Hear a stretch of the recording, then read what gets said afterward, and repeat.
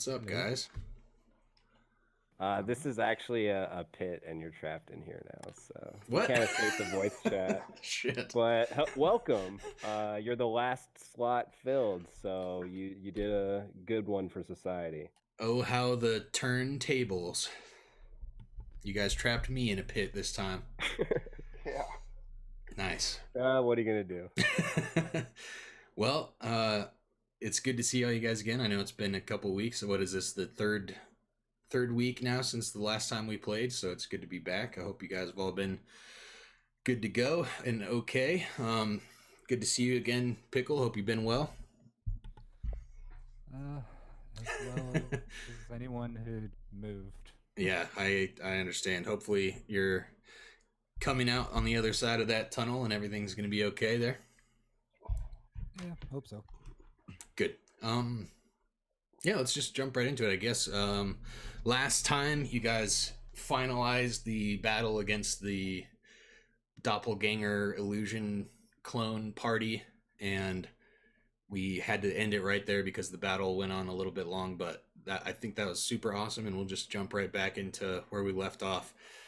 You guys hit level 8, but we will not begin there. We have some things to finish up before we do the fun leveling up.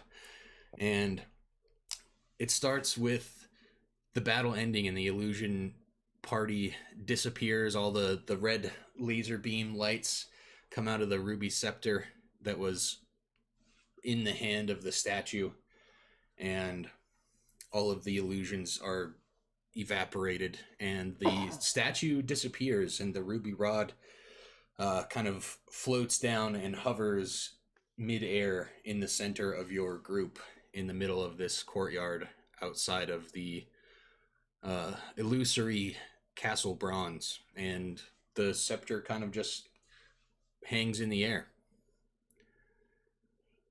And that's where we'll start it off. What would you guys like to do?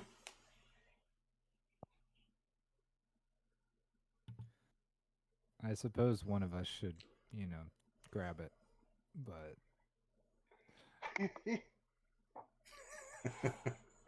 Eeny, meeny, miny, mo.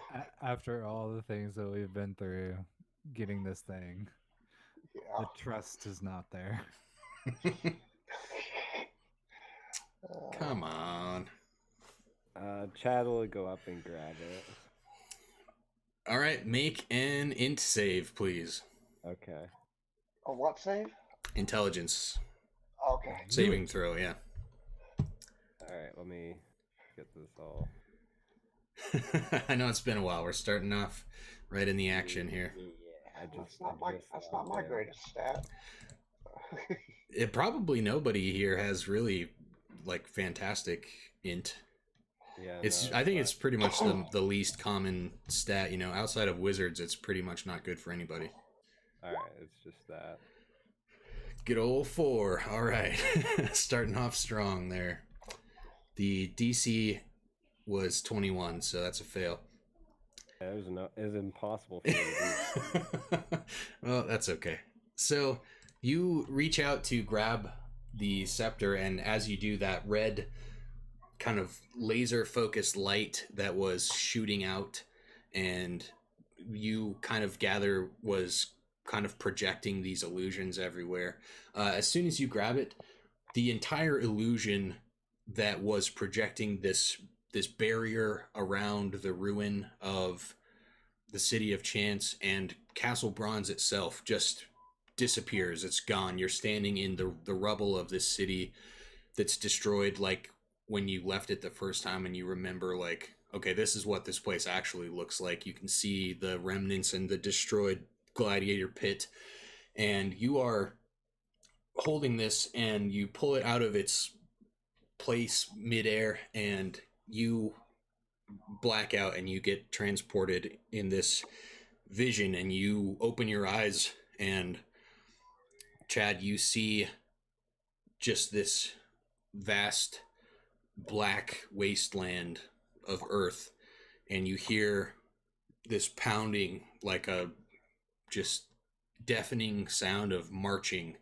and this infernal stomp of machinery and clashing of heavy footsteps, and you look into the distance in this wasteland and you can see these tall black spires with purple crystals and lights kind of sickeningly radiating off of the top of these towers, and the entire ground in front of this castle and spires is covered in skeletons and giant monstrous beasts and creatures and like war machines, giant skeletal elephants covered in armor with people riding on top of them and whipping the workers down below, and you can see just this entire siege army building up and creating more and more of this war machine that looks like it's getting ready to, go out into war. Like you would imagine this was the beginnings of a side that's gearing up to begin a war. And then you snap back into the reality that you just left behind, and you are standing back at the group, and the scepter appears to go dull. The red light fades in your hand, and you're holding the scepter, and you're back in the center of the group of your allies. Ah! It was a nightmare. I saw the future, guys. We totally win, but I think we need to advance really quickly and make sure nobody dies on our side. But we totally do it, and nobody dies, and we win. Chewie, sorry, just 1 second. My dogs are freaking out. Chewie, you look at Chad and you see this. When you see his eyes glaze over before he comes back, and you can see that he is kind of seeing this vision. You understand that he's experiencing what you also did when you fell down in the swamp, and you kind of were transported and saw this vision as well. And you realize that Chad just kind of had the same experience.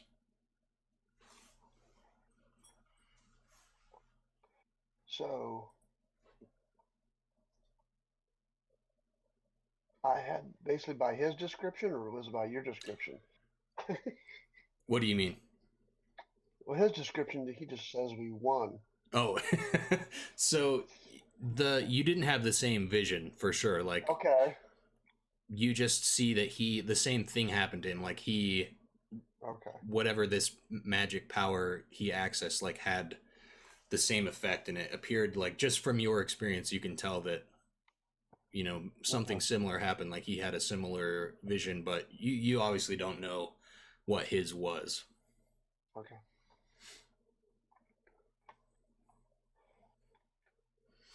All right. So what did you see exactly in the vision that leads you to believe we won, Chad? There was a bones on the ground. It was just a big dead lich, and everyone was clapping. But they're like, "Well, you better hurry up. You better you don't die." And then I woke up. Okay. Sounds legit. Nice. Chad, where's the burden of this horrible nightmare? All right, I like it. So when you finish explaining what you saw, Mac kind of he seems like really excited and heartened by what you say, Chad. He's like, "Nice. We just need to keep doing what we're doing. Excellent job, everybody. We got another one of the relics. Let's get that thing back to Aegis." And almost like on cue, when he says that, you see this black raven swoop down from the sky and perch in the middle of all of you, and you hear the voice of Vex kind of emanate from this raven, and it like really rushed and nervously kind of starts quickly talking to you guys and says like, "Oh my gosh, you did it. You succeeded. There's been this barrier around the whole city, and I haven't been able to find you, and you got it. Now that you got that, it's gone, and I can get to you. You have to hurry back. There's something weird going on back at the home base. We need you to get back as quickly as possible. I came as soon as stuff started going strange. Ah, you see, you gotta hurry. That's exactly what they said in my vision. It's almost like it's destiny. Yo, let's listen to him and get the hell out of here. And Vex turns and his Raven familiar turns and says, like, what vision? What happened? I saw a vision where we won, but everyone came and rejoiced, and then they said that we gotta hurry up and make sure we don't die. And he just like instantly is like, yes, that makes perfect sense. I absolutely we need to hurry back. There's It was totally real. So let's go and yeah. So show us the way out. And did you see anything like on the way here? Like we killed some things, but you know things wander around in these parts around here. he says that from his scouting and his like aerial vision, it seems that the entire island is like more or less dead at this point, and he explains that he needs you to hurry back as quickly as you can because the something strange is happening and the lich's power is growing so strong that the magic barrier that Tweed has placed around the island that Aegis is on, they're worried that it's the magic is failing and that the lich's scrying power is going to be able to find their location even through the magic, and that they won't be safe for much longer. And he said that Tweed has been like seemingly strange or falling ill or something, trying to keep this barrier at full strength, and he can't do it for much longer. And Vex says that item, if it had the strength to, completely create this illusion, it seems like it has the power to make illusory objects into reality. Maybe you could use it to make your escape from Chance faster, and that he would be waiting for you guys back on Aegis, where the rest of the council is at, trying to help as much as they can. And his Raven takes off and flies back, unless you guys have any more questions for him. Nope. I think we head back to the ship. Okay. All right, let's go. All right. Mac follows suit and follows you guys if you're just going to head back to the ship. Yeah. You guys just want to head back the way you came, or what? What is your process? That's probably gonna be the best way. Plus, instead of like scaling up a mountain, we can scale down, which is a lot easier. Okay. So I won't make you guys take the entire return trip all the way back the way you came. Just everybody make a dexterity check, please.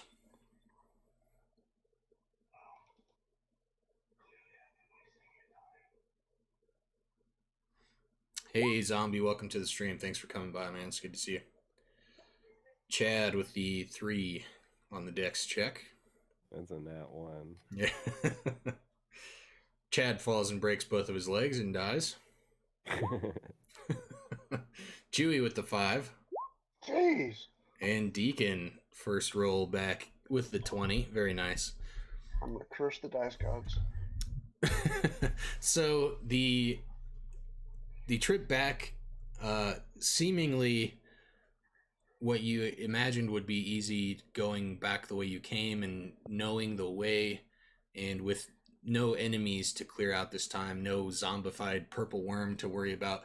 It seemingly just takes forever. Like you just on and on, walking back through the like the wasteland of the desert after you emerge from the other end of the purple worm hole, and walking back across the sand, and heading back towards the coastline where the ship is waiting for you, it just drags on, and Chad and Chewie, with how exhausted you guys are from this trip, and how big you guys are fitting into that purple wormhole, and just the constant walking and carrying all the loot that you guys have, and it just is taking a toll on you all, and you both get a point of exhaustion during this journey, and you're just beaten down, but you finally do make it back, and you can see the ship on the shoreline just maybe by the time you get to be about an hour away, and you see it, and it kind of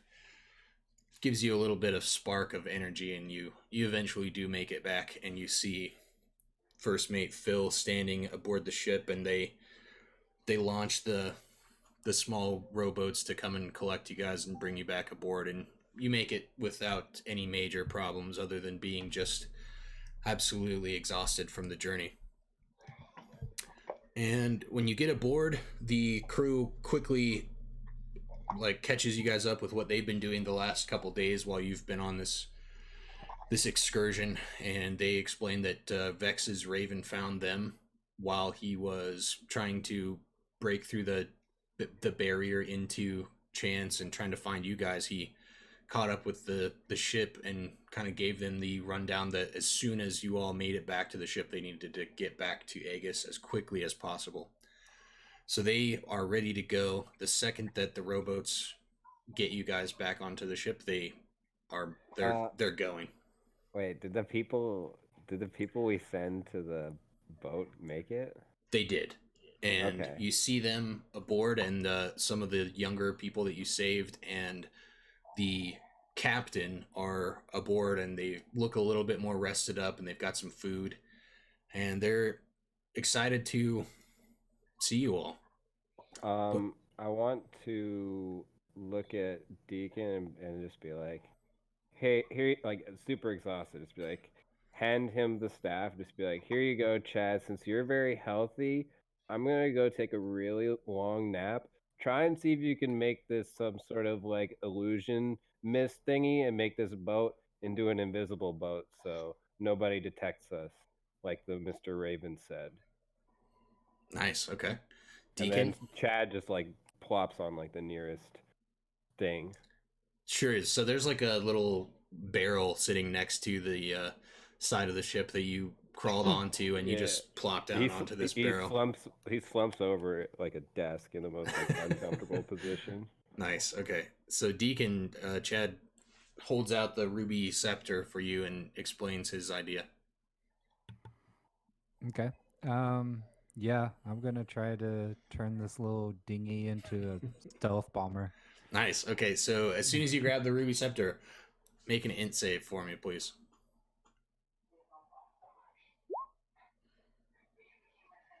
10. Okay, so the vision that I explained earlier, where Chad was teleported mentally into this wasteland and saw this, building of the war machine and the black towers with the light radiating off of them, you see the exact same vision, and obviously it's not quite what Chad explained or described to you, but there is no way of you knowing if that was the same vision that Chad had, but you have this kind of sneaking suspicion that it is, and you flash back to standing on the ship and just get this kind of seasick feeling from seeing this giant infernal army of death that is just growing stronger and stronger by the minute from this vision.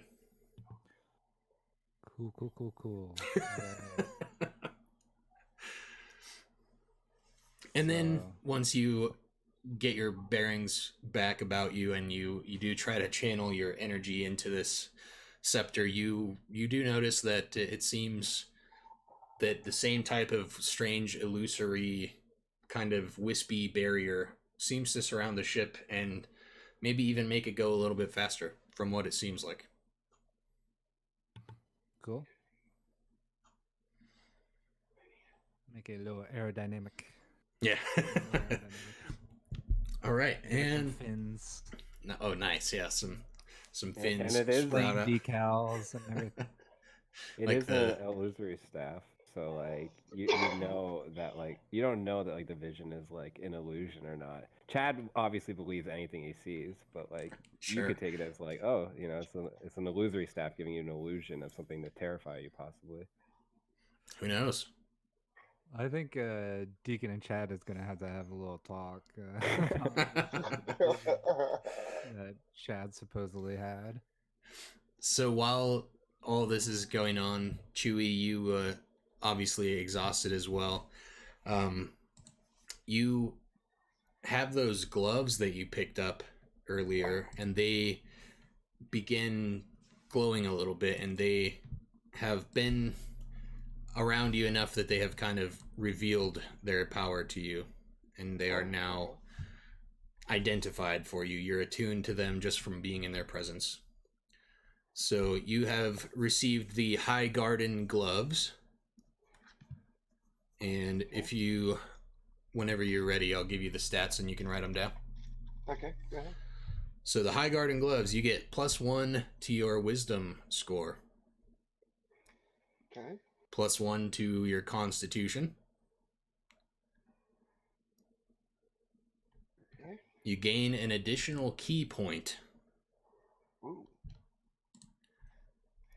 And while wearing these gloves, you gain the ability to speak with any plant life that you come across if it is able to be magically interacted with. And you gain an insight into any check when dealing with plants or nature, so you get an advantage on nature checks if you have to make one. Okay. Fancy. Yeah. Yeah. So you are kind of super tired, and everyone's milling around the ship, and you just notice that the gloves that you stored away just begin glowing, and as you pull them out of your pack or wherever you had them stored, this kind of green like ivy like pattern kind of reveals itself on the leather, and they take their final like appearance and shape as they are attuned to you, and now you can put them on safely knowing that they're not cursed or anything. Okay. And as speaking of cursed items, Deacon, Yeah. the ring stuck on your finger, it has attuned itself to you finally, and it doesn't when you put it on before and it wouldn't come off, it kind of, that anxious feeling when you put a ring on and it gets stuck and you're like, oh shit, I gotta get this thing off, and then you get it off and you're like, okay, that was close, but not a big deal. This, like, the whole time it's been on, it's been that feeling, but like it will not come off. But now it's kind of sunk itself down into the bone of your finger, and it is just fused into it and become a part of that finger now. And it's like, this thing is not coming off, but it doesn't feel particularly uncomfortable anymore. It just is how it is. It feels like, all right, this is part of me now. And this is the Ring of Blood and Bone. You get +1 to your charisma. And I don't know what your charisma is, but this can make it go above 20. You get a -1 to your constitution.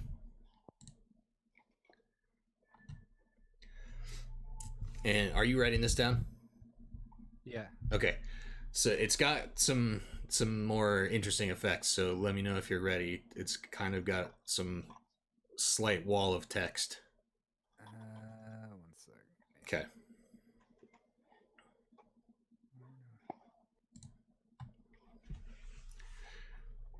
These are the first items I've designed in a while, so it's kind of exciting to get to give them to you guys finally.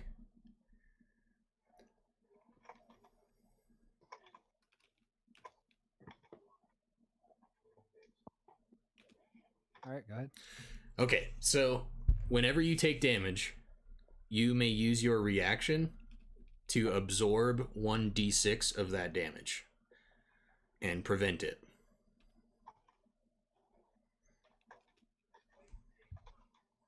Okay.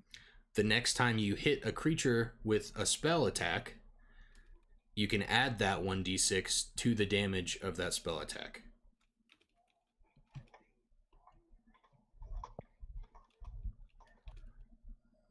Nice. So whatever amount of like it wouldn't add a 1d6. It would add whatever the damage. The result of your d6 that you absorbed. Yeah. Gotcha.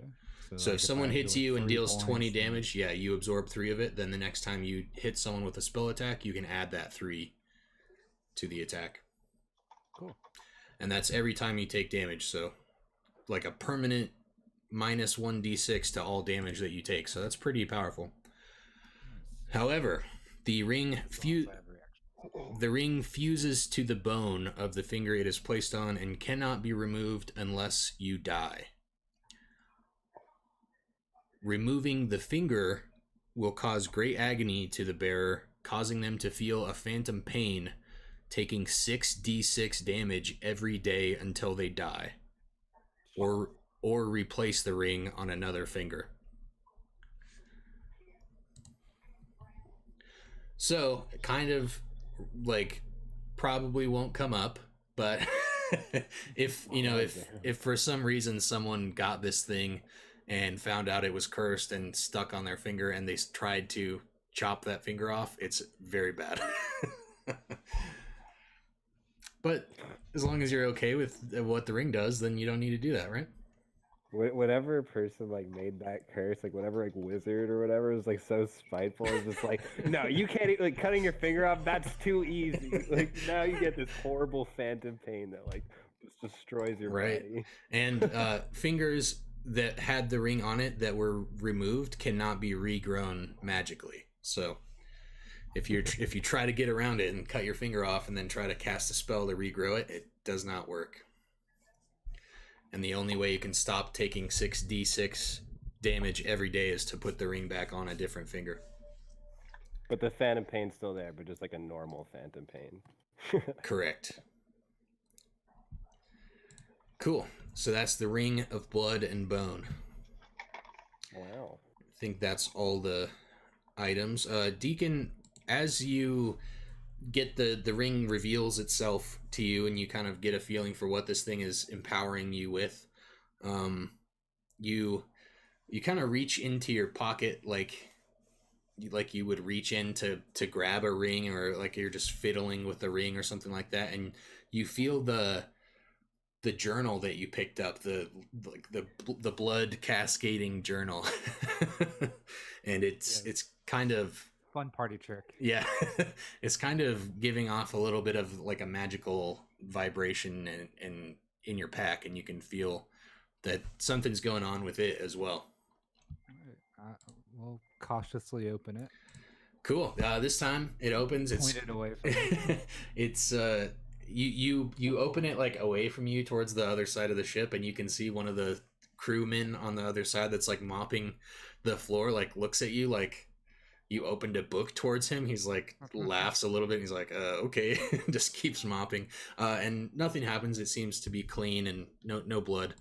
And you turn it around and look at it, and words appear on the page.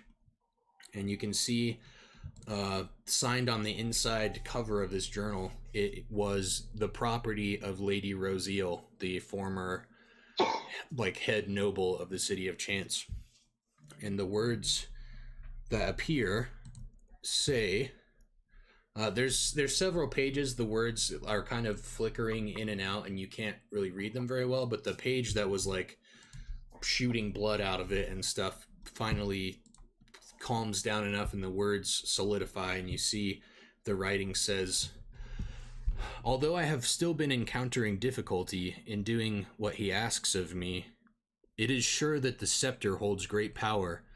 It has amplified my abilities to their extremes, permitting the use of magics I had never imagined.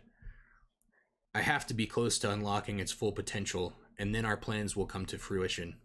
He will make his return to the true timeline, and I shall command on all under him. And then it's fades out there and is illegible after that. Cool. What does it say?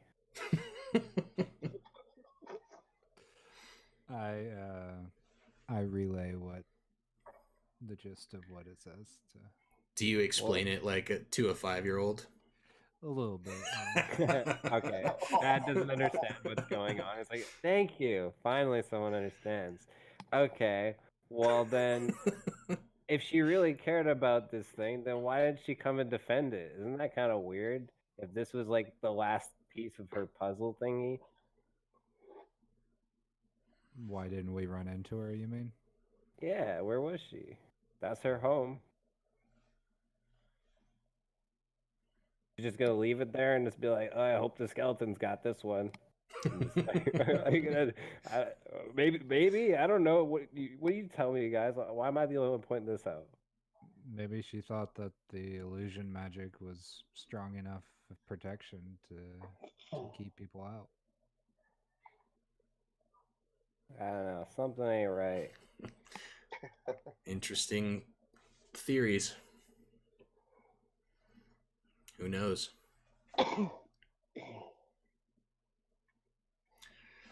So, you guys are all kind of settling in aboard the boat, and it's cruising along back on course, and it's still, the regular trip from Chance to Aegis it was a couple short weeks the last time you made this journey, and it seems to be going pretty quickly this time. And first mate Phil takes a break from steering, and he hands the wheel to one of his other crew members, probably Tim, the younger ex-pirate, and he kind of waddles over to you guys and says that we are making crazy time according to the sky and the landmarks of constellations. It seems like we're already like maybe a quarter of the way there, and it's only been the better part of a day.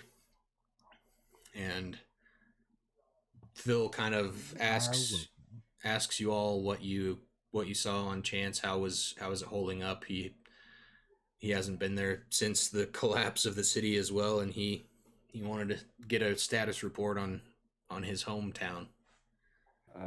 Chad puts his hand on his shoulder and he's just like, "Man, the only thing I gotta tell you is the illusion was the best looking part." he looks down like it's as bad as I thought. Then that's too bad to hear.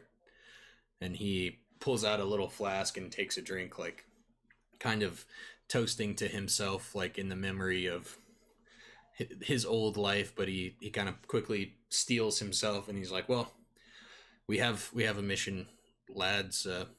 Good work retrieving that infernal object." And he turns back, walks away, and you all feel one level stronger. You're officially level 8 now, and we can do the thing.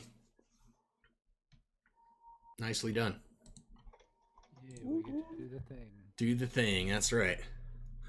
Okay, so Wanted to. yeah, who wants to go first? Level 8. Can I do the thing? Yeah, you can do the thing.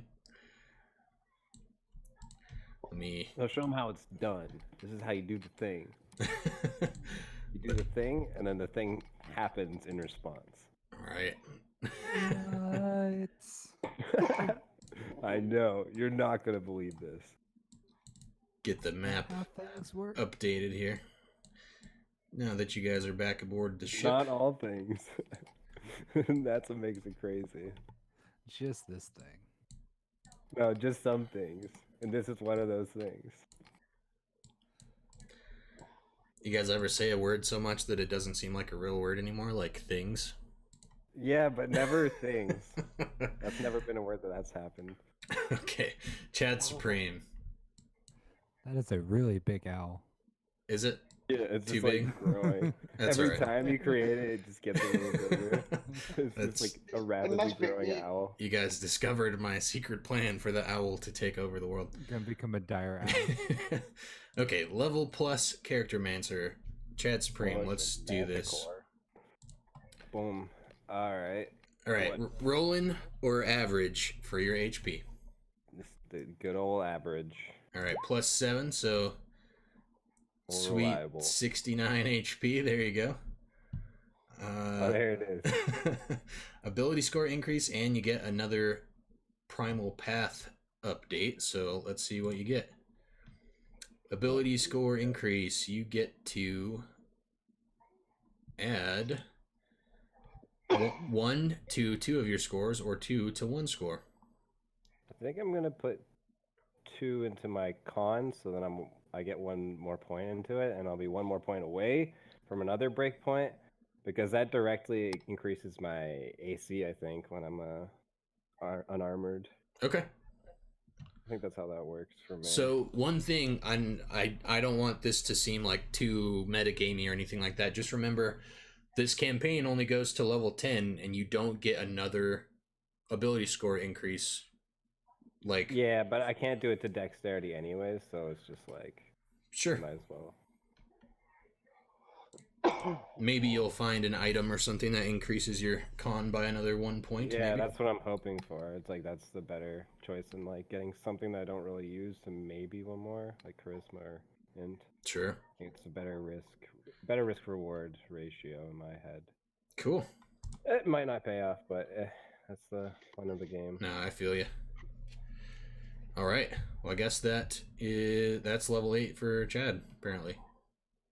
All right, let's see if I can find the thing where it gives me my armor class. Oh yeah, it auto updated to 14. Nice. That's pretty sweet, actually. Yeah, that's definitely worth it. Unarmored defense. Yeah, it's 10 plus your dex mod plus your con mod.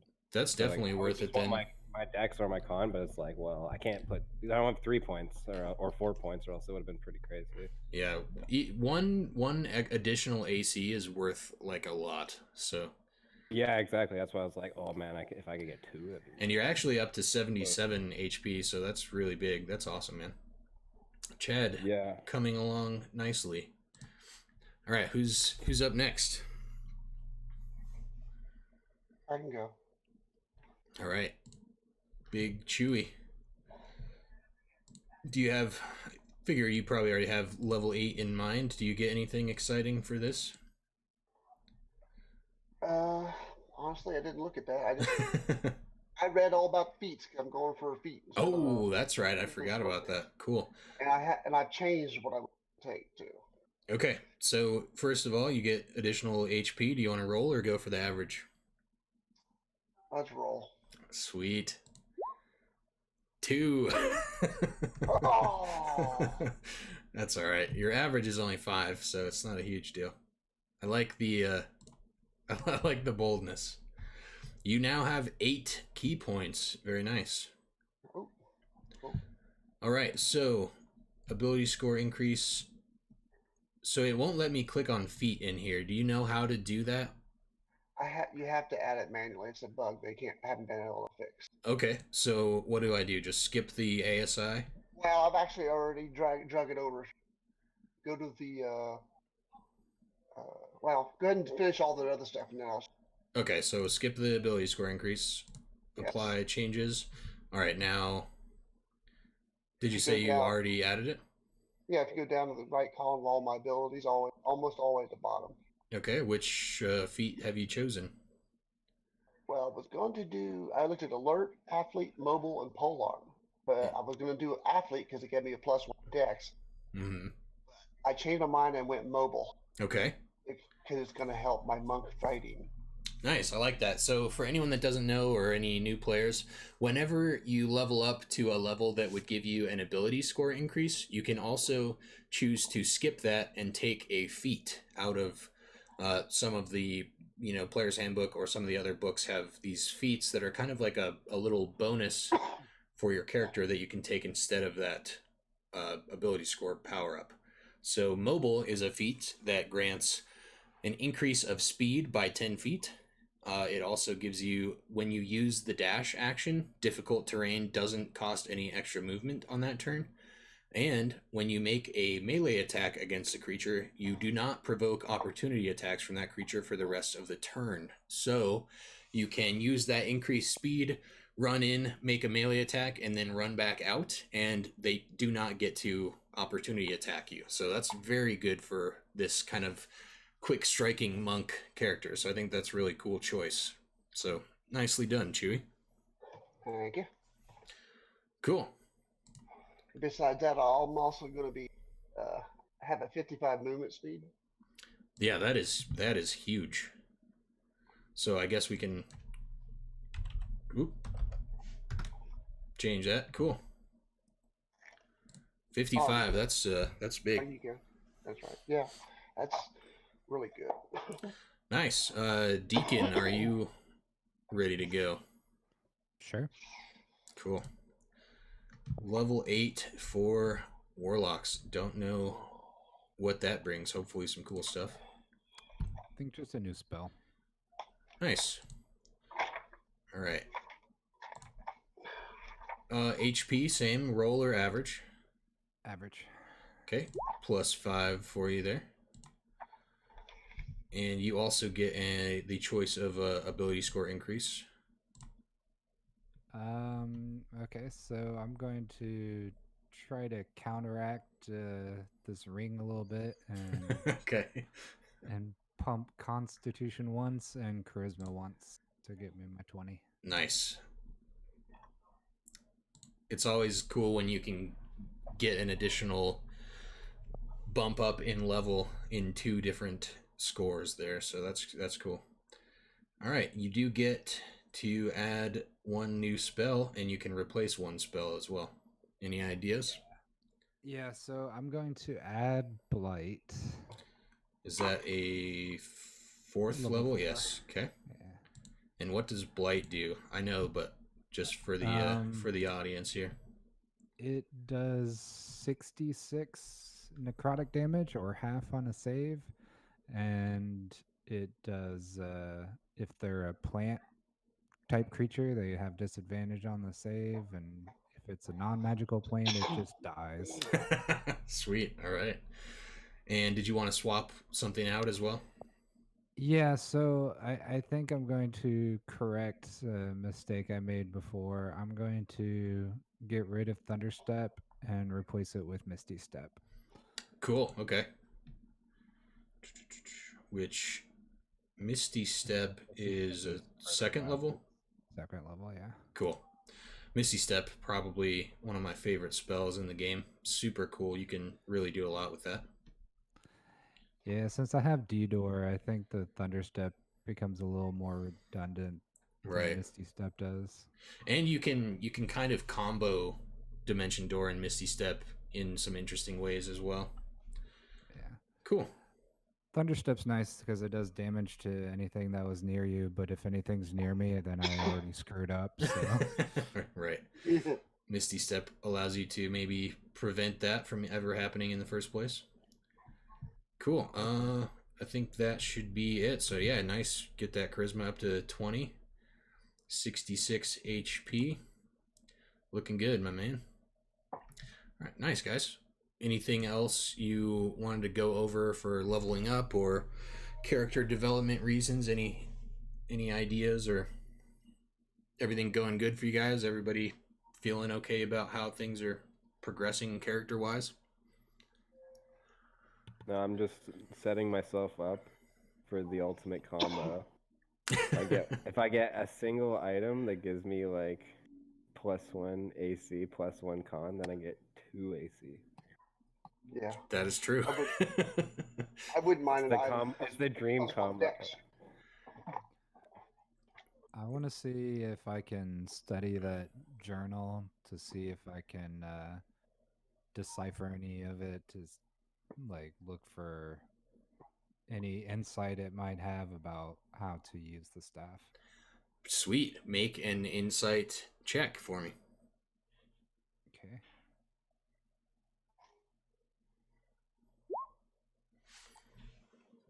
Not too bad. 13. Okay, so you kind of check out the journal, and pretty much like as you look at a page, you can see it's almost like the words like appear and disappear, and it's like very fluid how they come and go, and occasionally you'll see words that look like they're in the same writing as Rosiel's other like journal entry, and it's difficult to pick out bits and pieces of it, but occasionally a phrase will will stick and stay for long enough that you can read it and kind of actually write it down in your own notebook or spell book and kind of study it for a while. And over the course of this ship travel that you're all on, like in between doing everything else, you kind of, you'll pull out the journal while you have a minute and you'll kind of work on this.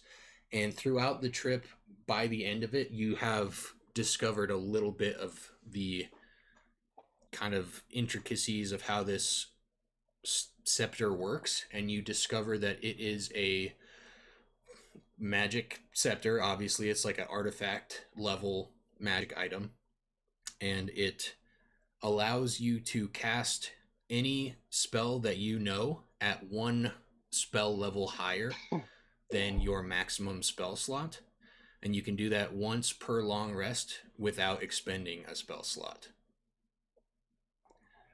It also has a lot more that it does, but that's like, from what you study, that's the thing that you identify about it that you now know. Okay. So it's got a lot of other mysterious, illusory abilities, but for now, that's the thing that you discover from your investigation of it over the course of this journey. Make sense? Sure. And I also want to have that little talk with Chad at some point. Sure, yeah, let's do it. You guys happen to bump into each other on the ship while you're just wandering around and enjoying the travels, or not enjoying them, however it's going. And Deacon pulls you aside in the hallway on the ship, Chad, and wants to have a chat with you. So about this vision that you saw where we win. You mean the nightmare? I mean, yes, the vision. Yeah, so I'm guessing that means you didn't see a giant army of undead and siege machines and ungodly terror. I mean, whether I saw that or not, would that really change the course of our mission? I think that's a No. better question. No. And it's probably best that those that can still have hope would have it. So then you are saying you understand, and then he like elbows you what Chad saw, and then he elbows you like too hard.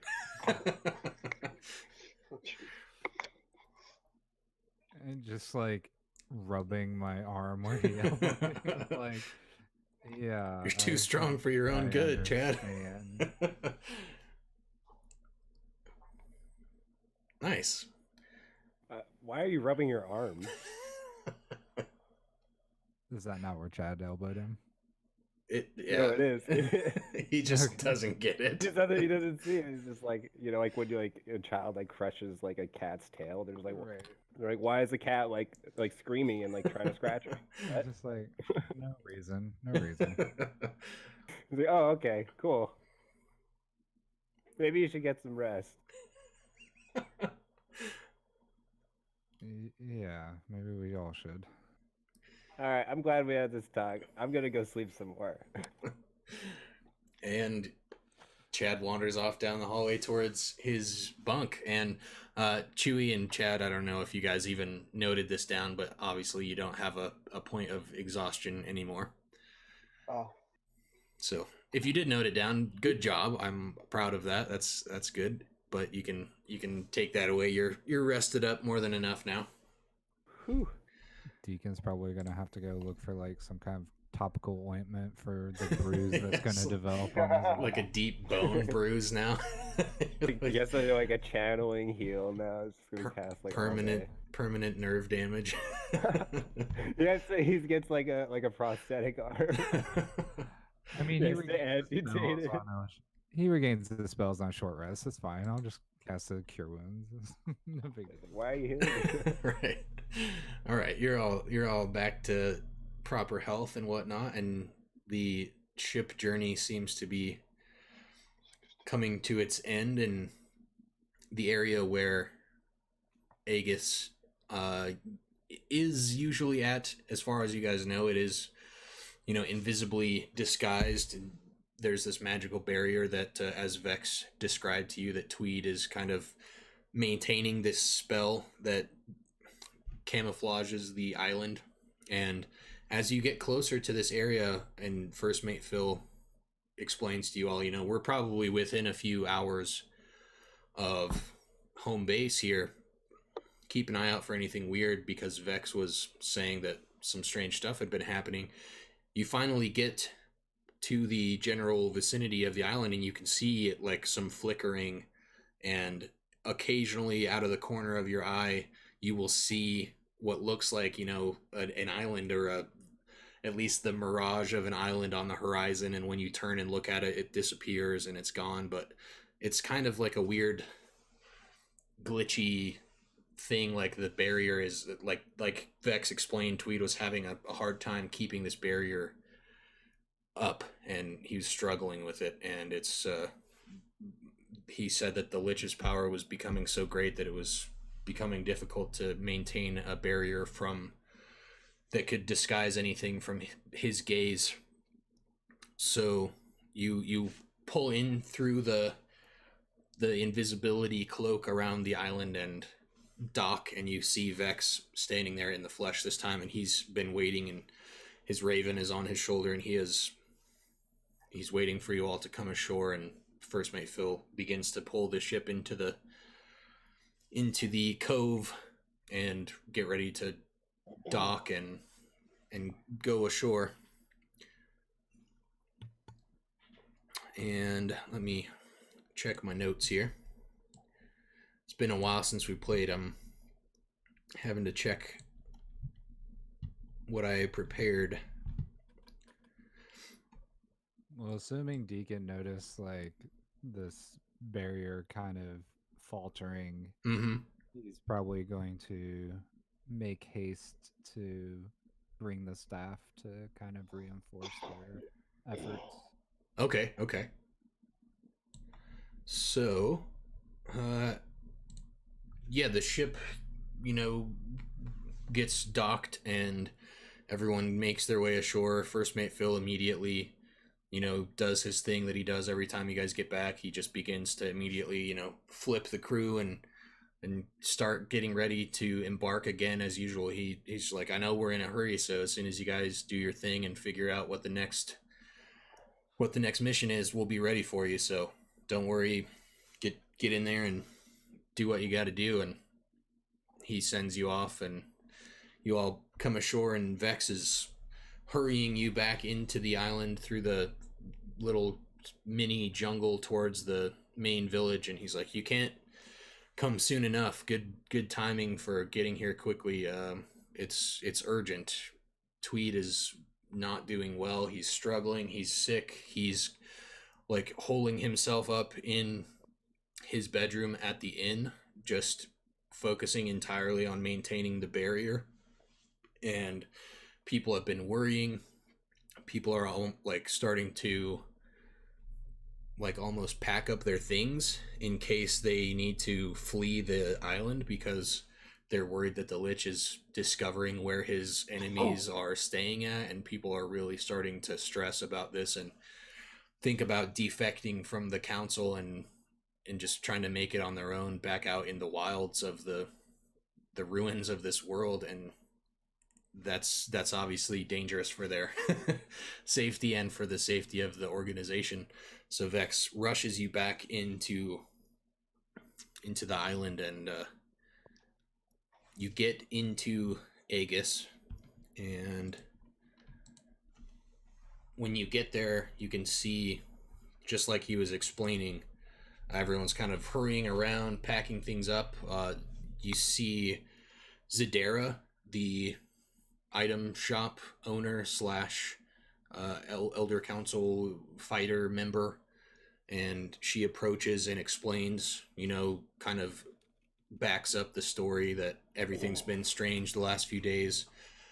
and she thinks that Tweed has been acting really strangely, and this barrier, like they've been noticing it from the inside, that things have been like flickering and changing. And she says that she just went to try to check on Tweed and see if he was doing okay and see if she could help at all, and he's just like kind of resting in bed trying to maintain his strength to keep this barrier going, and that he just needed to rest. And she explains that you all should just take the night to rest, and then they will try to get everything going and fix this and get going to find the final relic first thing in the morning, and that you should all take the rest of this day to try to prepare, resupply, do whatever you need to do, because they're going to want you to, get back going as soon as possible. And she like is just like spitting all this out as fast as she can, and she's like obviously just as rushed and stressed as the rest of the villagers that are scrambling about. So I assume I would probably like had this conversation with the rest of the party like before we got to shore, Okay. but I would check with everyone to make sure that there's no objections to like leaving the staff here to help Tweed like keep the barrier up and everything, like use it to protect the town. Any objections from the rest of the party? I assume that you guys wouldn't have any problem with that. You left the first relic that you guys found here on the island for Tweed to kind of investigate further. Yeah, no. Sounds good to me. Yep, good to me. Okay, makes sense to me. So, following the conversation with Zadara, as she walks up and starts to explain to you guys that you need to quickly, spend the rest of the evening resting and resupplying, but be ready to kind of debrief and roll out in the morning. And the village bustling and nervous with activity. Everyone is just, busy trying to prepare everything that they can in anticipation of what they think is coming. You do see a small group of the younger, like children and refugees from the village, and the group of people that you rescued from Chance, who came back on the ship with you. You see that they have kind of entered the village, and they've just joined this circle of other refugees who are not really the people that are prone to helping out around the village or maybe preparing for battle or anything like that. These are like the beaten down and poor refugee people, and they're standing around this big campfire in the middle of town and helping some of the children, and passing out what little scraps of food that they have, and just trying to regain their rest. And you see Kit, the small child who was actually teleported into Anhef with you all on accident, who was just caught in the like teleportation beam from Rabble when Elder was teleported in. Kit walks up to you all. He stands up from sitting around this bonfire with the group and walks up, and he's now no longer in his like old little kid peasant clothes that he was brought here with. He is in like animal pelts and some leather, like little kid armor that he looks like he maybe fashioned it himself. It's very like rough craftsmanship, and he's got a long bow strung across his back, and a long bow to him is really just like a short bow to you guys. And he walks up after leaving this little group of refugees, and he tosses you all a couple small pieces of jerky, and he explains that buddy. He's like, hey guys, buddy, there's no way this is a good idea. He's like, I've been working on trying to help support things around here while you guys are all off doing so much work to help us. Like, I figured I'd try to take some of the burden off you guys and help out around the camp. And he explains that he's been trying to do some hunting and a little bit of the security detail and some of the watch and the guard duties around camp while he's not out hunting and gathering food for all of the refugee people. And he tosses you guys all some some jerky and stuff from the animals that he's hunted, and he invites you over to sit with his friends and the children and the refugees that are all sitting and eating around the campfire. And he's like, I know it's busy, but if you guys have some time, I'm sure these people that you guys have all been, saving would actually, it would be a big morale boost if you would just come and eat with them and maybe show them that things are going to be okay. And he turns to go and sit back down with them and continues to pass out some of the food that he's collected. I mean, I'm sure that's all well and good, but I need to go talk to Tweed as soon as possible. He's like, I explain, or I understand, sir. I know you guys are busy. Well, I hope you enjoy the food. And he, hands you another little piece of jerky that he's made, and runs back over to the group and just continues helping them. No, it's okay. Don't tell me where Tweed is or anything right now. That's just insanely important that Zadara explained that he was like holed up in his room at the inn. All right. Then I'm gonna go. Sure. Chad, Chewy, do you guys take up Kit on the offer to sit around the fire, or do you continue on with Deacon? What would you guys like to do? I'll continue with Deacon. Okay. Yeah, I'll also continue. Okay. They'll still be there. This shouldn't take too long. You gotta be quick, yo. You gotta get in and out of this camp. This is just a checkpoint. It's like we don't have time to sit there and tell campfire stories when the barrier is like disappearing and Tweed is like on death's bed, Yeah, we're just like, hey guys, let's like everyone gather around the campfire, pull up a stool. Let's tell you a tale as it's just like fracturing it above us. Just like Potentially good ideas there. So you carry on, you get a couple pieces of jerky off of Kit, and you guys can add these to your inventory if you want. You all get 3 pieces of jerky, and they are a one-time use consumable. You can eat them, and you just get 4 HP. It's like a little quick mini potion. You don't even have to roll for it. It's just an automatic 4 HP. You can't get a nat 1 on that. That's right. In some ways, they're better than healing potions in that way. Yeah, the consistency is actually pretty powerful sometimes when you really need it, You can't afford to get a 1. So you continue on your way, and, from what everyone said, that Tweed was holed up in his private room in the inn. You continue on to the inn. I'm imagining that's what you guys want to do, is go straight there. Yep. All right.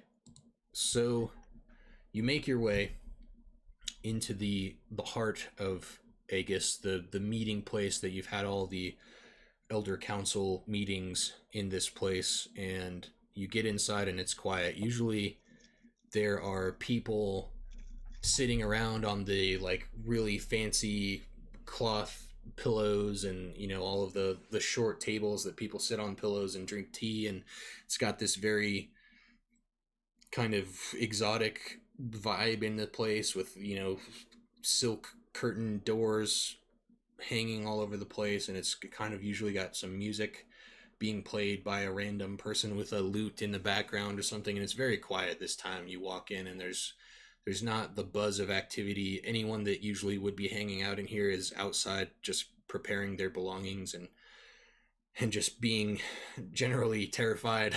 And the innkeeper / bartender is hanging out behind the counter and explaining, like Tweed, he doesn't really seem like he's up to visitors, but he's in the back in his room, just like he has been for the past couple days, just sleeping and resting, I guess. But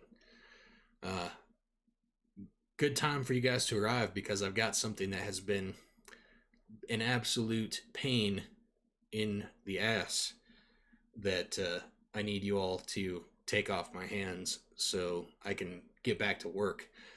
And from behind the counter, this big heavy like box is pulled out and set on the counter, and the innkeeper waves you over, Chad, to come and grab this box, and the innkeeper just puts up a finger like to stay quiet and just shoves the box towards you. So I'm very tempted to just ignore this and keep going, but man, Deacon is just going to be really curious as to what this is. I'm It's curious. like, Tweed can wait just a few minutes longer. Let me see what this is. Shoving a box under Chad's nose. Well, And Chad's gonna. it's big. It's like, like a TV size box. I don't know the, Is it like on the D&D ground or like on a equivalent table? of that. It's on top of the bar top. The Okay. innkeeper grabs it from underneath and just like sets it down with a thud on top of the countertop and just slides it across to you. And it's So you're big. saying it's bigger than a bread box. Oh, yeah. Okay, Chad will just like kind of look at him in the eye, and, like slowly like peel it off the counter, and then just like put it on the ground and start opening it. Just Okay. right there. So you pick it up, Chad, and it's like it's off balance. It's hard to hold this thing straight. It's like the weight inside the box is shifting and moving, and you set it down and go to open it, and I need you to make a dex save.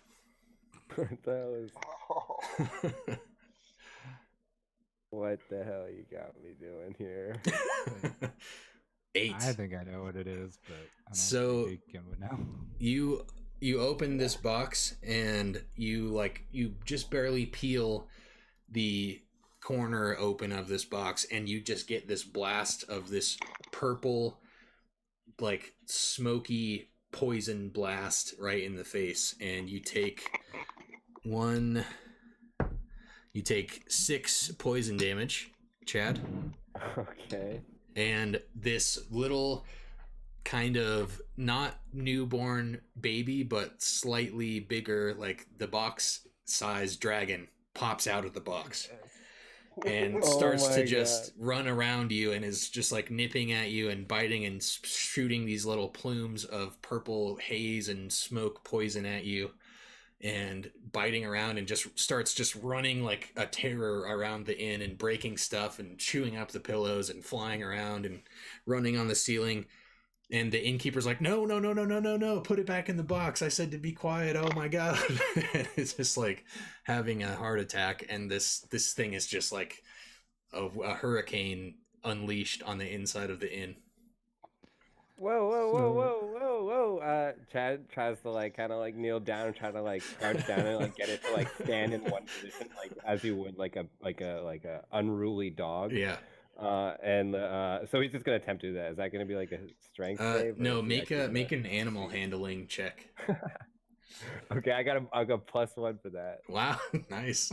Oh, 19. Okay, so yeah, you do your thing, you kind of like lean down on one knee and do the little, try to make some cute noises at it and point at it and stuff, and it eventually, it doesn't stop being like a hyperactive adolescent dragon, but it does get curious enough that it runs back over to you, and you start like stroking its neck and petting it a little bit, and it kind of purrs at you almost a little bit, and it shoots a couple puffs of the poison your way, but you like wave your hand through it, and it dissipates, and then it kind of is like excited and kind of sees you as its person, and it chills out and just sits with you for a second, and everyone's kind of astonished, like, wow, that actually worked. He got it to do something.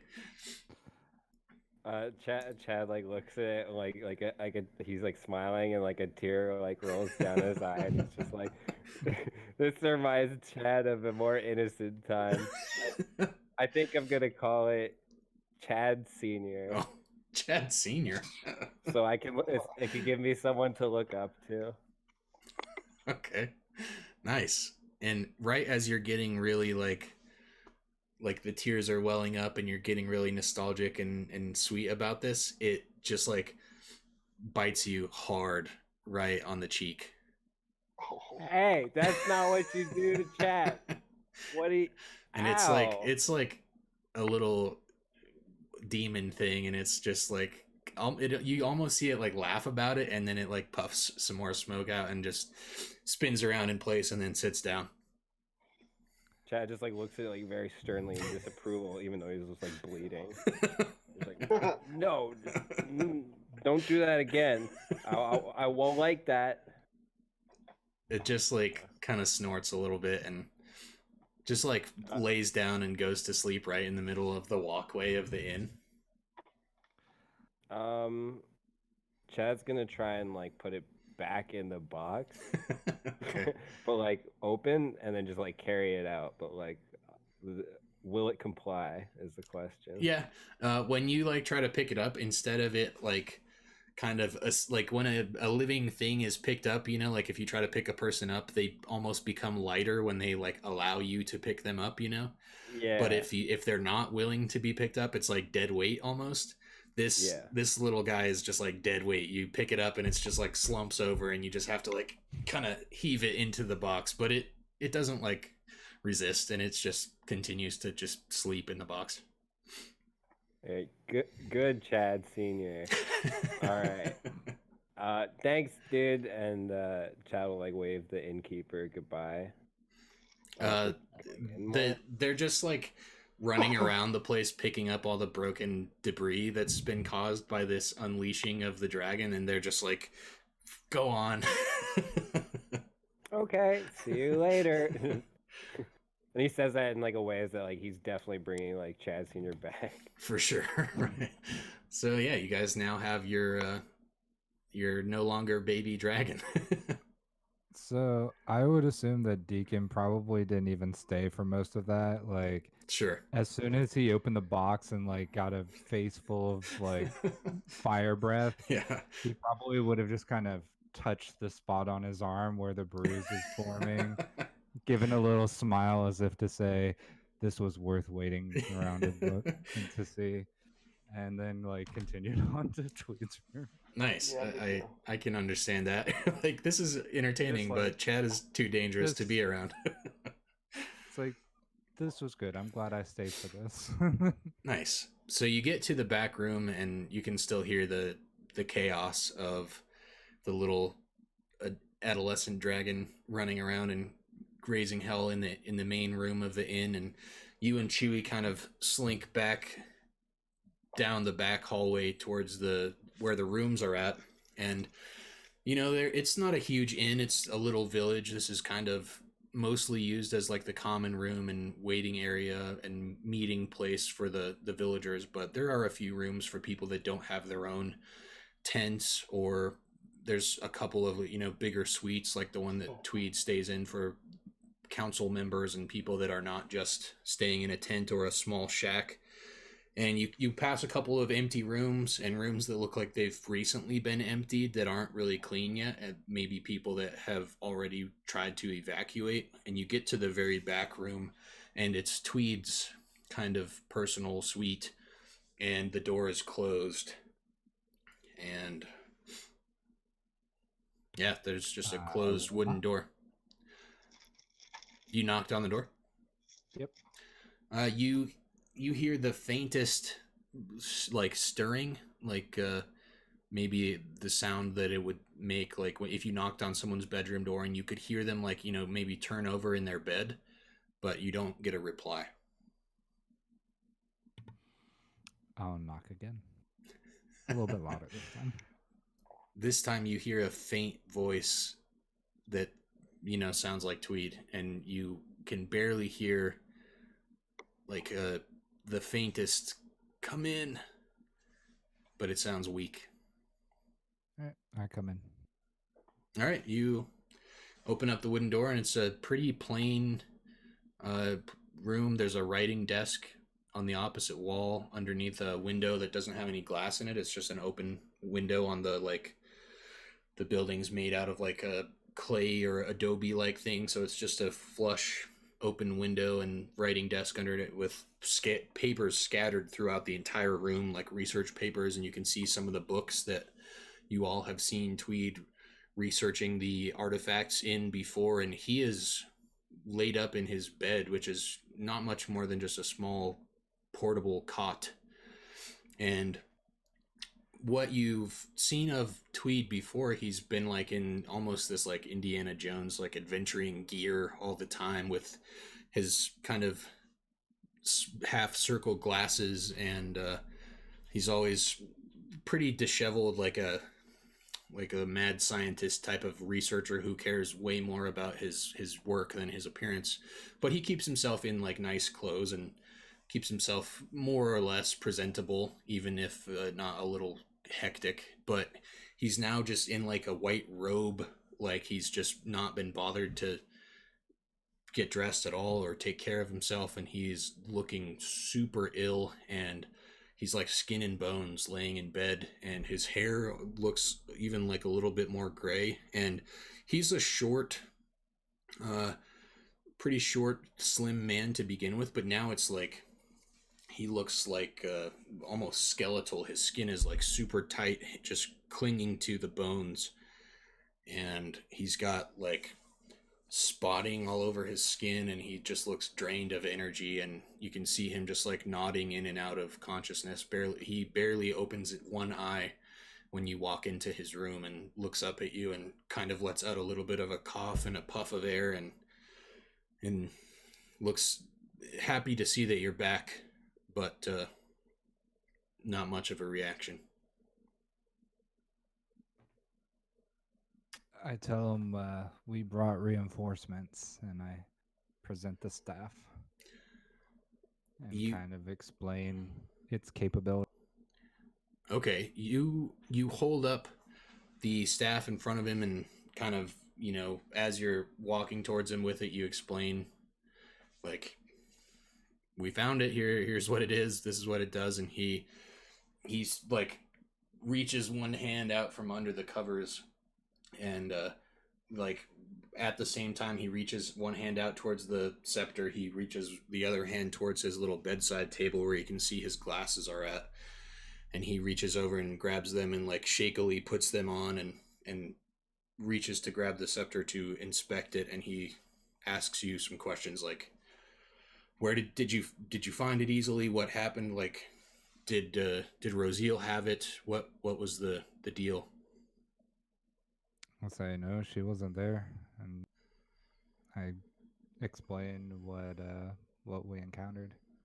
He is like pretty puzzled, and he seems to, as soon as he gets a hand on this thing, he almost seems to become more animated and get a little bit of a rejuvenation to him. He sits himself up in bed, and he's still talking pretty shakily, and he's weak, and obviously his physical health has not improved much. He still looks like he's skin and bones and all disheveled, but he sits himself up, and he's looking at it and looking it over and kind of twisting, turning, looking at the thing, and he looks very puzzled, and gets a weird look on his face when you say Rosiel wasn't there.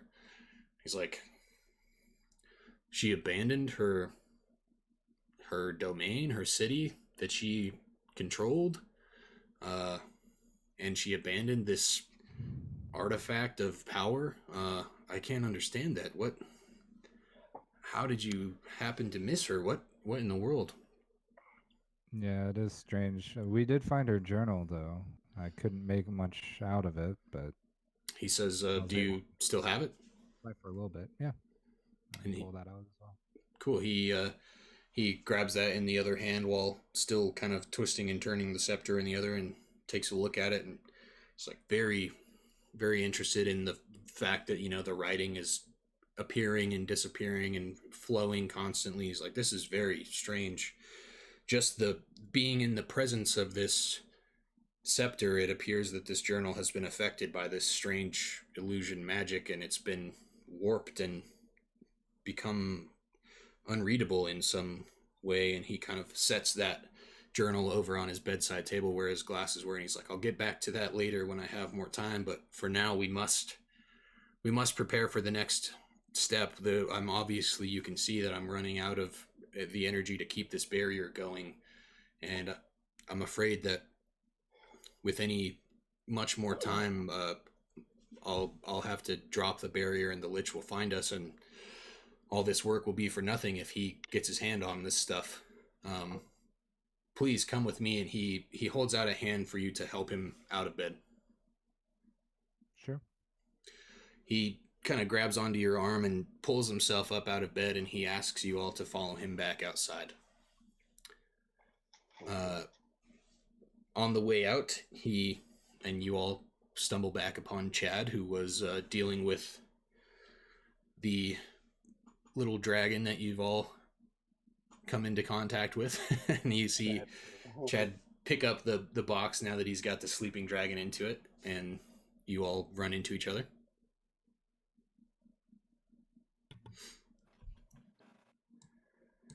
You see... Oof, and he drops the box. That's exactly what I was thinking.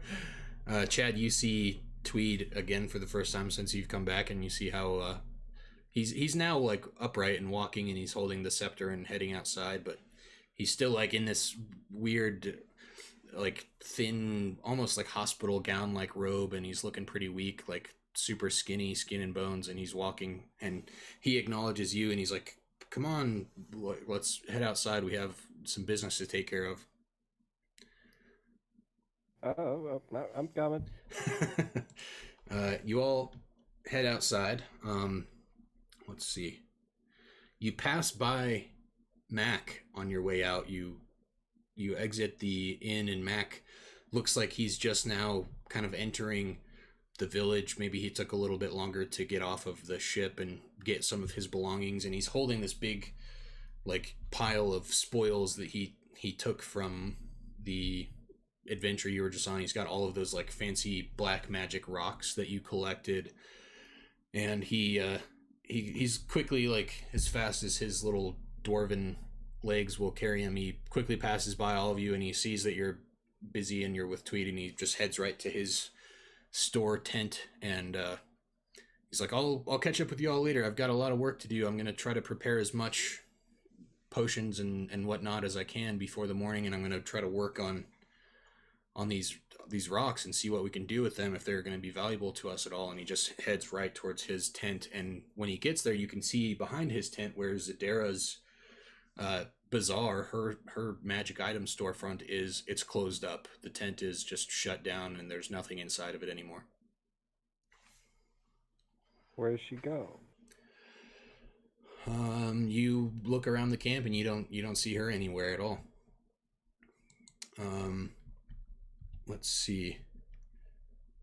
Mac gets to his tent, and you see him kind of drop his spoils on his little counter table and get to work mixing stuff and throwing things around, trying to hurry and rapidly mix up as much useful things as he can. And you get to the center of the town, right next to the fire pit where all the children and Kit and the refugees were hanging out, passing around food and trying to warm up and get some rest before night falls and before the rest of what they're expecting to happen comes, and they're just trying to gather their strength as much as they can. You get towards that area in the center of town, and Tweed kind of stops and turns back to you, and he looks around, kind of like looks down at the ground and takes a couple of weird steps and looks like he's like centering himself on some point in the center of the village, but you can't really tell. It's not like there's an X on the ground or something, but he's standing in a weird spot, and he shuffles to the left and right a few times and forward and back and stops and plants his feet in one spot. And he drops the robe that he was wearing, this white robe, and underneath, the skin and bones that he was, like his skinny skeletal skin and bones underneath this robe, is rotting away, and it's just like this black necrotic flesh. And he holds up the scepter, and you see this explosion of blood like burst from out of Tweed, and it dissolves and evaporates in this blood mist explosion, and you all like wipe the blood from your eyes, and you see this skeletal hand emerge from the earth and lift the like bloodied, rotting skeletal body that emerged from the inside of Tweed, and it lifts him up into the air, into the center of the village. And the fire that was raging next to where you're standing at with the refugees has just been like put out by this wave of blood. And from the center of town, the person you know as Tweed holds up the scepter from standing on this 30-foot high skeletal arm that's holding him in the center of town. And Chad, you recognize, like, when you were in the gladiator pit, the same type of skeletal arm reached up and held out its grasp and like crushed the leader of the gladiator pits to death when the lich made his appearance and kind of revealed himself to Chance before all of his undead army took over the city. And you see the same type of skeletal arm emerged from the ground and picked up Tweed and lifted him into the air, and he begins to mutter some strange demonic tongue language while he's holding the scepter up in the air.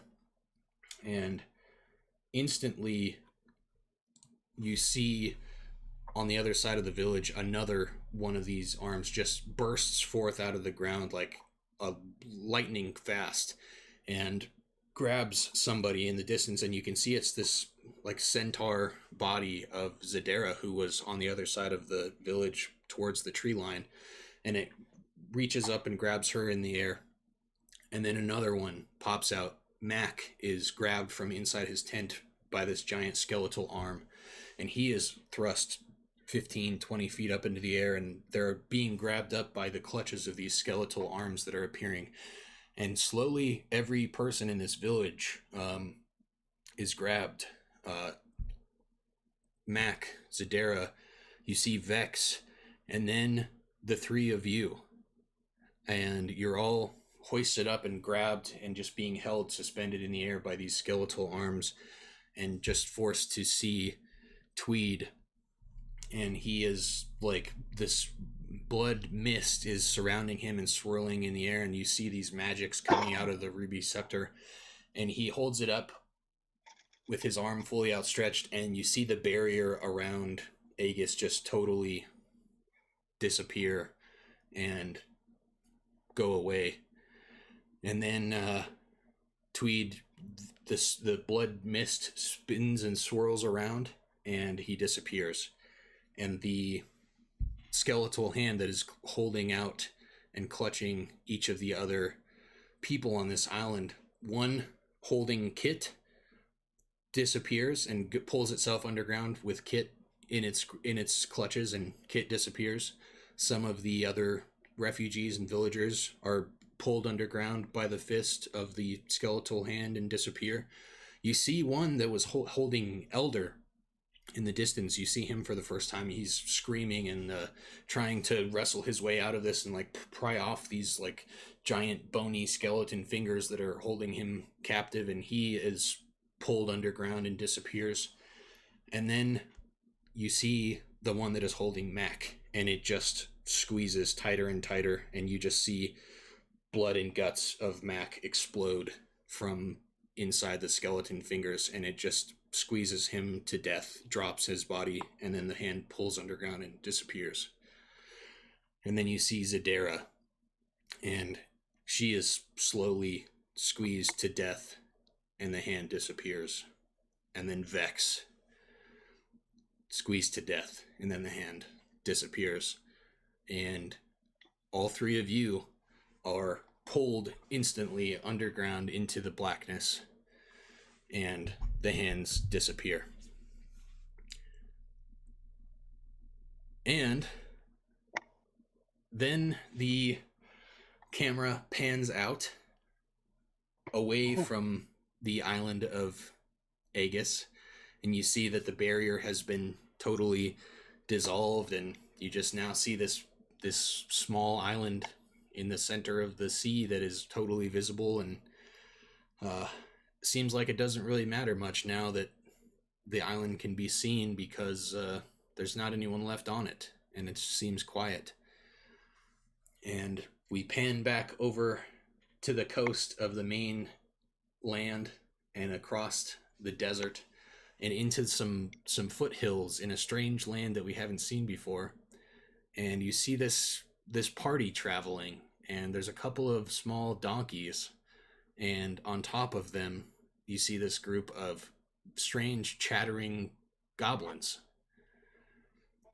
and they're riding these donkeys off to the east, away from the coastline where the island is located off of.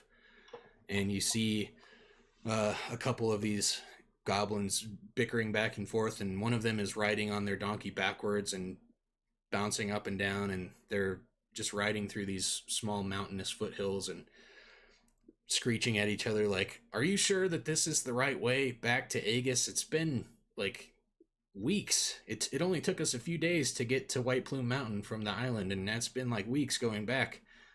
And one of the goblins says, "I'm positive that this is the right way, because when we left Aegis, we were going away from the sun, and now we're going towards the sun, so this has to be the right way." And they're just riding these little donkeys that somehow they've found from somewhere. And in front of them, this gigantic pyramid appears, and they all stop and look at each other and say, well, one little detour adventure before we get back to the council couldn't hurt, right? I mean, there's got to be more treasure in there. And they all head off towards the giant pyramid that has appeared on the horizon. So, taking a step back into meta land for a moment, Pickle, we are going to need you to create a goblin side character if you are interested in that. We have the little goblin squad side party that we occasionally do some extra adventuring with.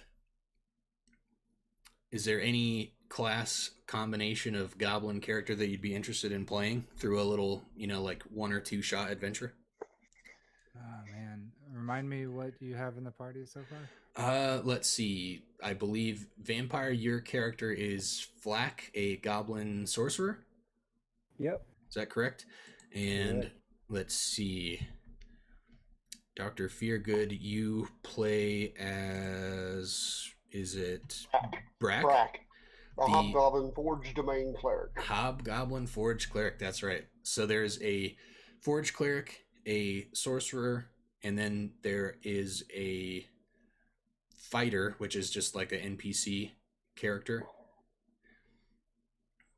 And I think that's it. Oh yeah, there's also a Monk, but you can pick whatever you want. And the Fighter and the Monk that were the NPC goblins, they may or may not be there with you guys, so pick whatever you want.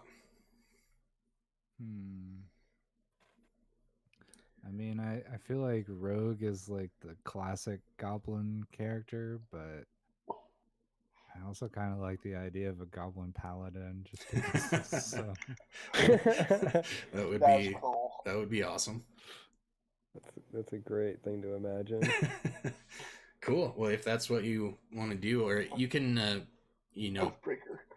yeah, take as much time as you want.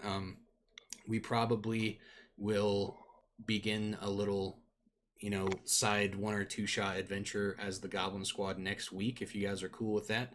Your main characters have been abducted, obviously, and their whereabouts are unknown for now.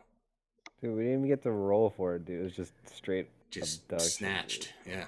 Abducted during cutscene. You saw Zadera and Mac and Vex all brutally murdered. Tweed transformed into this bloodied, evil sorceress monster, and some of the other villagers were abducted as well. Big watched everyone die, and then it pulled us under. It made us suffer. Savage. So do we know what happened to all the relics? You don't. Okay. So I guess that means we're to assume that Tweed is evil? Question mark. He's the Lich. Who knows?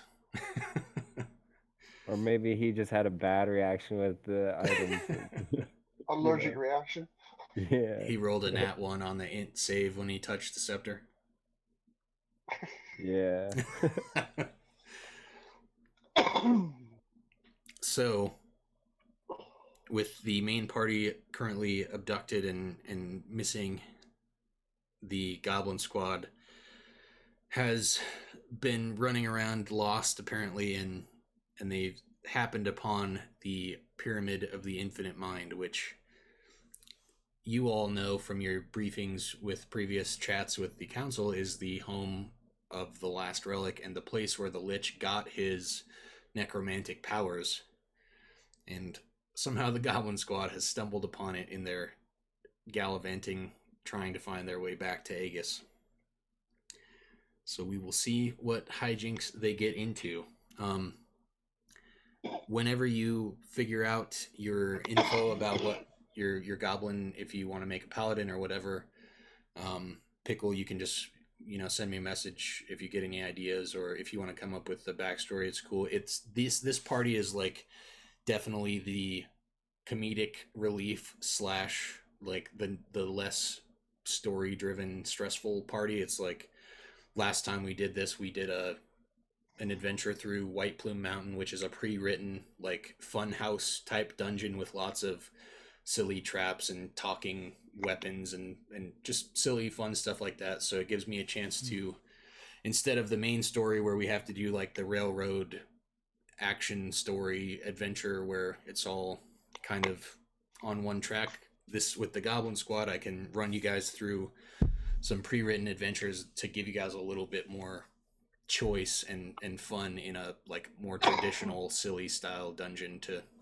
get the old school D&D stuff that I like to do as well that I can't do as much of in the main story. So if that makes sense, if that influences your character choice as well, like a rogue would traditionally be very good in that style of dungeon, but this is also just like, it's totally for fun.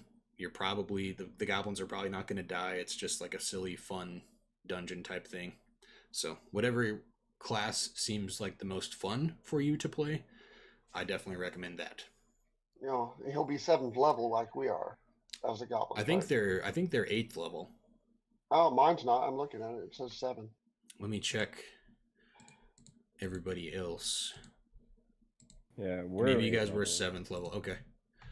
So by the end of this adventure, the Goblin Squad should be 8th level and the same as the main party. So yeah, if there's any class that you want to play that would be cool for you to start at a 7th level class, then just think about it, and then before next week, just let me know, and we'll create it on here, and that's what we'll play it as. And I have a couple ideas. We're going to do a pre-written one-shot adventure again this time. Hopefully, now that I have a little bit more experience, it won't take like 4 weeks or whatever White Plume Mountain took. That adventure is supposed to be a one-shot, but it was like 15 hours or something like that. So hopefully we'll get an actual short, quick, sweet, to the point one this time. If you guys have any suggestions for a cool one-shot that you'd like to run, let me know. I have a couple ideas, but I haven't picked the exact one yet.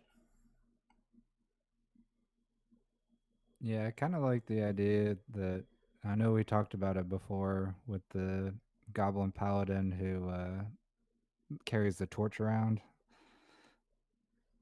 because the torch is a murder suspect that he has to bring to justice. That's pretty good. I like that. Because a goblin fell into a campfire and died. So. Oh my god. That's awesome. And I love that style of goblin. It's like it has the capacity obviously to have that level of thought and to be a paladin, but it's still just a dumb goblin. Like, I love that. And that's very much the spirit of the Goblin Squad in this game. It's like they somehow got the responsibility from the Elder Council to like get tasked to go out and find these magical items and help the council, but they're not at all reliable enough to be able to do that. So it's just not working very well, but it's fun. We enjoy getting to play them. I thought White Plume Mountain was a hell of a lot of fun when we did that, so I'm excited for this next part. Yeah, it was. And yeah, that was actually like the first thing that we did when Dr. Virga joined. Before he even got to play his main character of Chewie, we started with the Goblin Squad, so it'll be fun to get back to that. I ran a Goblin one-shot one time, a Christmas-themed one. Nice. That sounds like a lot of fun. Yeah, that was fun. Did you kill elves? Is like goblins? That's what I was thinking. Elves? No, they were Damn they were elves. tasked with finding Santa Claus. That's awesome. Hell yeah. There was this Ended up at Santa's workshop. last holiday season or a couple before, there was this Netflix special that was like 3 or 4 Christmas horror movies, and one of them was pretty much like a D&D adventure made into a movie where Krampus was invading the North Pole and Santa Claus like turned into like a D&D style like fighter and had to fight him off, and the elves were like his minions. It was really sweet. And I've always wanted to do like a D&D adventure version of that where you have to be like a party of elves / goblins and you have to fight back evil Krampus and save Christmas. That'd be awesome. Kind of what this was, Yeah. but with goblins. That's awesome. Yeah, that sounds like a lot of fun. I love that kind of, holiday themed silly one shots and stuff is so much fun because every D&D campaign is, we're the heroes saving the universe and all that, but every once in a while taking a break to just do some silly nonsense is awesome. Yeah, I ran one with the.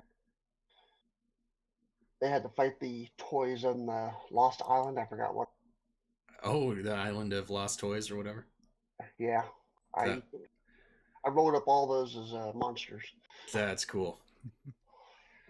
Yeah, I've been thinking about doing like my a real life D&D group here at my house every once in a while, and I'm too busy with everything to do it like weekly or frequently, but doing maybe a one shot or a 2-shot every holiday would be a lot of fun, and I definitely have a lot of ideas for that type of thing, like a Halloween adventure, a Christmas adventure, and all that kind of stuff. So getting some good ideas from you guys. Thanks for Halloween would be the coolest for me. Just like everyone puts on their costumes and it's just like a one day. Yeah, we were talking about that actually. Yeah, Vampire. You had some cool ideas for that. That would be really cool. I could literally just play that like one instance like a million times, but just like different costumes, and like it would be just as fun every time for me. Yeah, that's the cool thing about one shots too, is like for sure I could run White Plume Mountain again and have just as much fun with it, and like with you guys or a different group, it's going to be different every time someone runs that dungeon because there's so many different choices. There's 3 different pathways you can go down, and you can pick which order you do them in, and it'd be fun every time you did it, And there's people that do that. There's DMs that just run the same adventure over and over again and still have fun, 30 years later, and it's crazy how deep the game is if you play it like that. But thank you guys for what's that?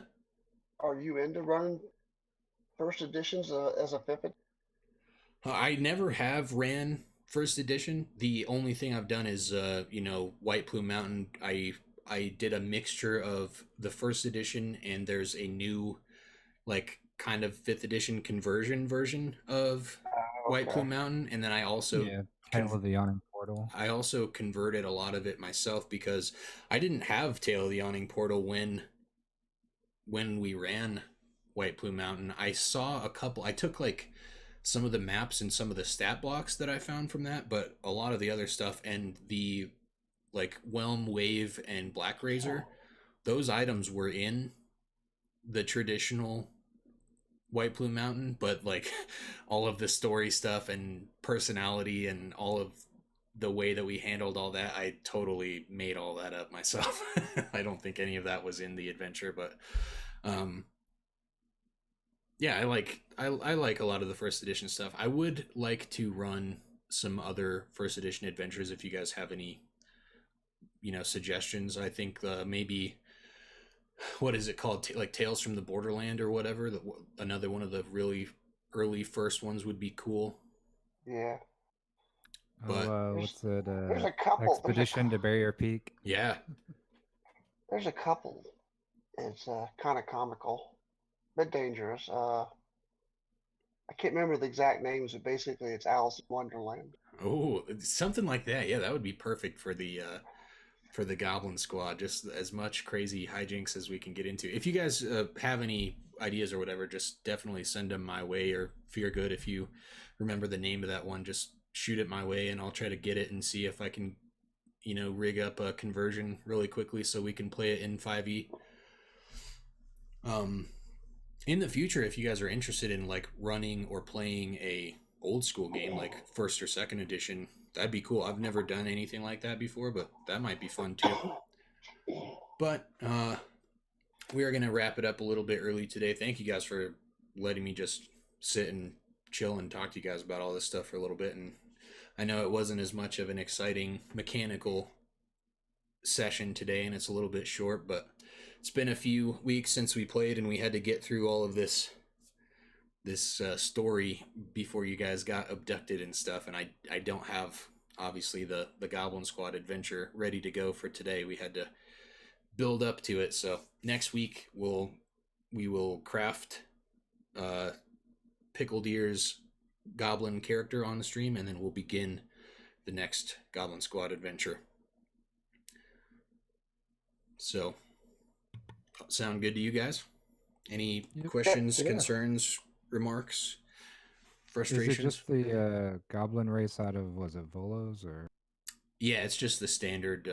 You can also be a hobgoblin if you want. You can pick whichever one you want. I think last time there was just one hobgoblin and everyone else had to be a goblin, but as a new character, you can choose either one. Hobgoblins aren't as much fun. they are different as well, like the goblin race provides itself to being a good rogue or whatever, and hobgoblins are a little bit more sturdy. Like they would fit paladins more, but I don't want what's it to what's fit. the fun in that, right? Yeah. Yeah.